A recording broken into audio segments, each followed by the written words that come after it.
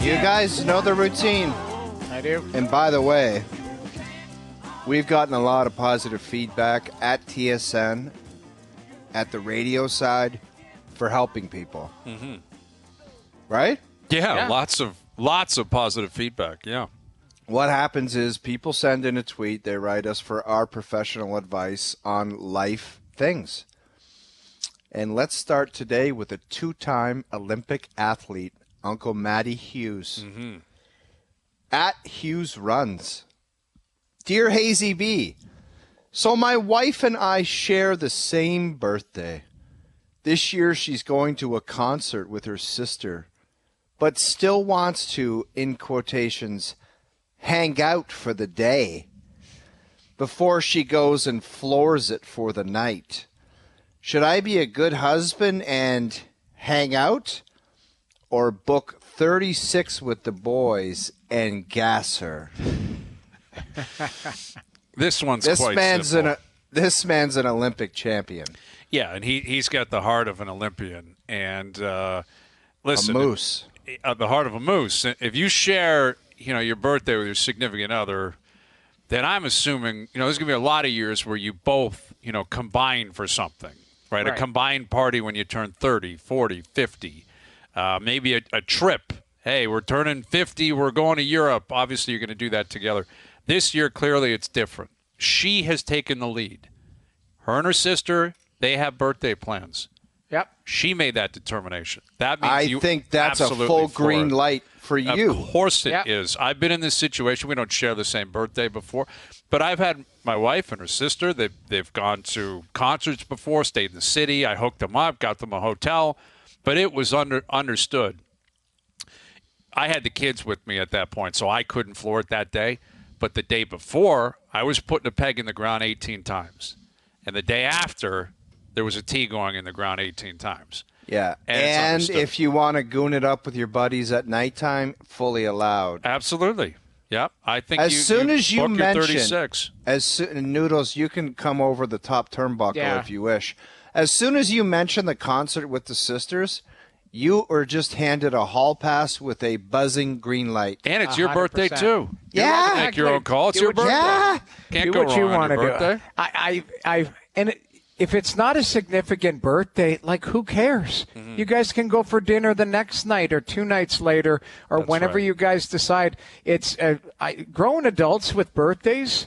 It's asinine. It's weird. Just move on. It's weird. You know what I mean? Unless it's a special birthday, just, she's going to a concert, go tee it up with your buddies. Yeah. See you later. And let's do dinner tomorrow. Let's order in something special if we feel we need to celebrate our own birthdays. It's a bit weird for me, but I'd tee it. It's big. I can't speak for everyone else. It's big. My wife likes her, obviously loves her birthday, and I try to make it as special as I can. This year happens to be a big birthday. Right. But for both of us, we're both the same age. I don't want anything. I don't want special treatment, special attention. I don't want anything. And that always makes it a little bit, it's not awkward, but, I've hooked her up. She got a good birthday that I'm going to experience myself. Hayes. I don't want to get into it right now. I'll tell you guys closer to the date, but it'll be something. Let's put it on the table. Every day should be, do whatever you want, I'll do whatever I want. Well, that's not feasible, dude. Dude, that's not it is. Life. As long as you're not interfering. Like if someone says, "Oh yeah, you shouldn't be golfing on Wednesday," why not? Right? Okay. Why now you're not? speaking to you. I hear what you're saying, but let's not give advice that is going to take relationships right off a cliff. I mean, Dear Hayesy-B, we're licensed here. Noodles, People rely on I us. think you would be best equipped to weigh in on this. All right. Dear Hayesy-B, my medical boards exam is in 2 weeks. I've been prepping for a while now, but my good friend insists I tee it with the boys 2 days before my exam for his bachelor party. Things always get fuzzy with the lads. Thoughts? Well, so he's talking. He feels like a 2-day hangover. Would that affect his memory or something? I feel like him him and his buddies are complete goons, and an 18-hole venture could turn into a 36-hour bonanza. Yeah, That's but my it's fear. But if he mentioned it, I'm going to say go with your buddies and enjoy yourself because you're prepared. He's been preparing for it for 2 weeks. Blow off a little steam before the exam, and so you're mentally locked in. A little review before the exam, and go in and nail it. But you can't just sit there and think I've got to study, I've got to study, I've got to study. You'll live it a million times in your head before you actually get to the exam. That's Just right. be prepared and enjoy yourself, and then go and kill that exam. What did you say he was writing the exam for? Medical. What kind of okay, I guess it doesn't matter. But what, this guy's going to become a surgeon or something, or a doctor or whatever? Dude, yeah, it you says can't have a medical shaky head. boards exam. What the hell am I? Some kind of prof where I'm going to dissect that and I want to know because a heart surgeon. Yeah, that's He's what I'm got saying. The shaky head. I don't know. I mean, I guess what I'm saying is, generally, people that are in that position, they are the cream of the crop in terms of being scholarly, in terms of being book smart, right? Like if you get to a point where you're in a graduate class, like of that nature in medicine, you can probably do that with your eyes closed and still pass the test. No kidding. I know some talented doctors who floor it on a Friday golf game and do heart surgeries on Saturday. Yeah, see, I wouldn't suggest that we don't necessarily. Need to hear that. That's actually practicing. But this is like sitting down and writing. And I've never been in this position, so don't get me wrong. I was not scholarly at all. Although of the three of us, I am way more educated than the two of you combined. Yes. But if you've been taking these courses, you're obviously a very good student. You're very committed. You're very smart. You know you're going to crush it anyway. You know you're going to do it anyway. So get out there, tee it up, have yourself around. Maybe hit the gas a bit early, okay? Hit the brake at 10:30, 11, pull the chute, see you later, get a shutdown in, and you'll be fine. Call. You'll Floor be totally it from fine. noon till 9 p.m., and you'll be toast anyway. And But it's everyone will 2 understand. days before. Everyone will understand. He said 2 days before. You can floor it right till the next morning. Then you sleep all day. You enjoy yourself. Have a review the night before, good sleep, and then go after the exam. Yeah, you'll be fine. Six at lunch, saw the edge off, and he's good to go. Here we have a rare occurrence here where a guy tempted his girlfriend, and she came on the top turnbuckle, and she actually sent the Dear Hayesy-B. Wow. Den sent in saying, my friend's girlfriend has a Dear Hayesy-B that she's had in the chamber for weeks now, but said it's for a special occasion. She won't give us any hints. With summer coming up and the boys being MIA, does she send it or wait for the perfect moment to ask for help? Catherine comes over the top and says, be careful what you wish for. Dear Hayesy-B, my boyfriend and I are talking about living together, but I have a lot of assets. Does he pay rent or pay half of it and it becomes his too? If he pays rent, can I keep his penguin stuff off my walls? But if it's, in quotes, our house, I won't have any of my New York Rangers autonomy. Ooh. Wow. This is a fascinating discussion. The idea of two parties who clearly care for each other but hate their respective fandom, right? Like this is this can really get crazy. Here's what I would suggest. Don't allow sports to drive a wedge into the relationship. I think you both need access to the wall, whether it's Rangers or Pens or any other two teams, because if it starts getting ugly where you say, you know what, I'm paying for everything, it's my place, I'm going to own everything, you can't do something, it's never going to work. Yeah. It's never going to work. She's got to split their. You got to split it 50-50. She has the assets. He's got to pay rent. Has to. Because it that way it is. You're right. Sliced down the middle. So he can do what he wants with a wall. She can do what she wants with a wall. If you are both paying the same amount, skin in the game. If you're dating and just moving in together, you both have to be on an even keel. Gotta be even keel. Mandatory. Let's put it on the table. He has to man up and treat her like a queen and start paying for everything. If I'm her, I say I'm not moving in with your sorry ass if you're not paying for everything. That's the way it's got to be. I don't know if that's necessary. I disagree with that. I don't think that's why? Because there's so many successful women out there too that can have their own stuff. So Right. why not? Have their own assets. Yeah, She's willing to pay. she just said she's got her own assets. I think he's got to Absolutely. step up. I think he's got to step up and take care of business. No, but I think a half and half is mandatory. I I'm will with say half that. and half. It's got to be a half and half. You can't. You got to make sure you're both on the same page. Both feel like you're invested not only in the relationship but in the home. It's it's got to be the case. Got to be the case. Dear Hayesy-B, my wife and I made a simple transaction where she goes on bike rides with me and I go to her salsa classes where I'm the only guy. So the teacher does her demonstration with me.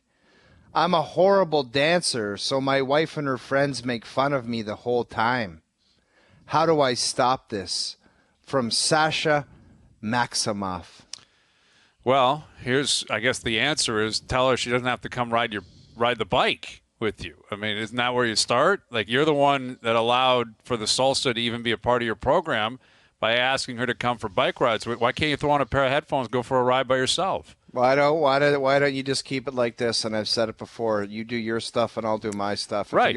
If I'm gonna try to help out, and you're making fun of me with your cronies, with your Jonas cronies at the salsa place, I'm out. Well, and the invitation's there. If you want to bike ride with me, let's go for a ride. You don't have to, but I'm not coming, to do the cha-cha or whatever. Like, that's not going to happen. And, I don't know why you put yourself in that spot. Like, if you want to learn how to dance, go for it. But if you don't want to be there and you don't know what the hell you're doing, you got to pull the pin, man. I agree. I don't think if you don't want to do something, then don't do it. Like I get sometimes couples say, "Hey, I'll do this for you, and you do this," but try different things out. If it's not a fit, you can be honest. If you have a strong enough relationship, say that's just not for me. I'm sorry, I'm not going to do that. Right. I don't feel like you need to do that as well. Like, that's part of a partnership. Is not everything has to be, it's black or white. You got to do this, so I got to do this. I think sometimes, longevity is just going, that's for you, this is for me, and that's it. There you go. What about this one? Let's head out west with Cody Gunn, my guy.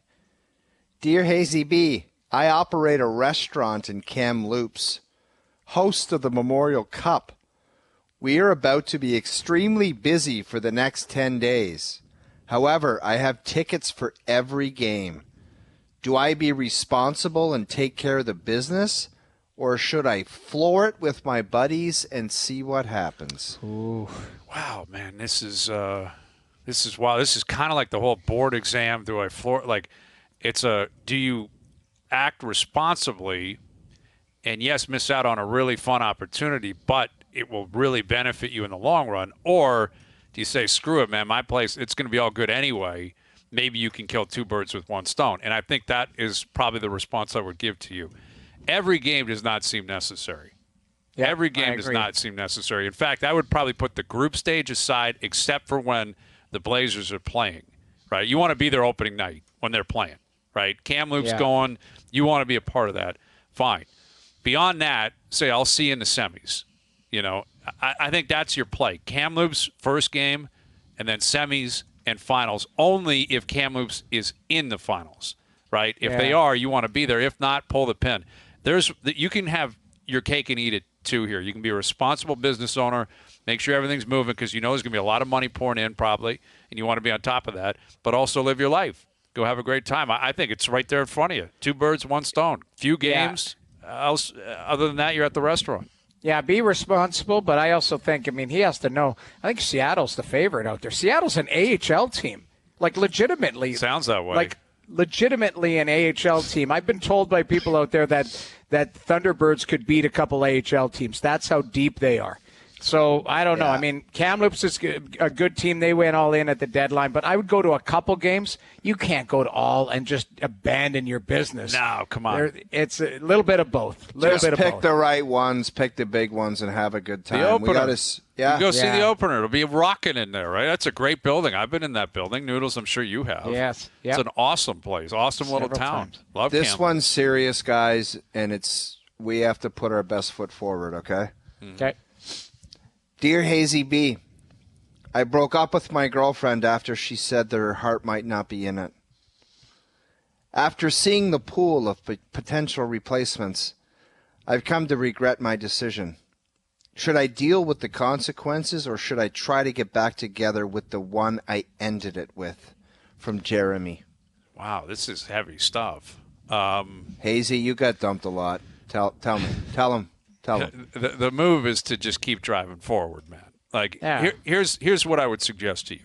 It's Friday night. I know you're probably sounds like you're sitting around your house by yourself, if we're being honest. Find the movie Swingers. Why? All right? Find the movie Swingers. Jon Favreau plays a very depressing figure in that, where he's in love with a girl who just doesn't love him back, really. And it's kind of what you're suggesting here. And throughout the movie, he's moping around L.A., and he's saying, I'm never going to find anyone better. There's no other fish in the sea. And then he meets Heather Graham at the end of the movie and realizes she is a rock star. There's a rock star out there for you. You just got to wait your time. It's probably not going to be right around the corner. Probably not going to happen this weekend. But you don't go backwards, my friend. You move forward. That is my suggestion. That's why Dear Hayesy-B is an award-winning segment advice. I think as soon as she said her heart wasn't in it, you block her number, you block every avenue, and you keep trucking forward. Yep. See you later. Find your Heather Graham. Find your Heather Graham. And you post any missile pic on Instagram, whatever you would like to do to show her. But you blocked her already, so she's not going to see it. It's ghosting. Isn't that what it's called? You just ghost? Like I don't know. He's got to take a stand. As soon as she said the words, my heart's not into it, that could be crushing to a guy like Jeremy, so you got to fight back. And you go on a heater, and you put the pedal down to the floor, and you get after things. Yep, that's right. I agree. Find your Heather Graham. Vegas, baby. Vegas.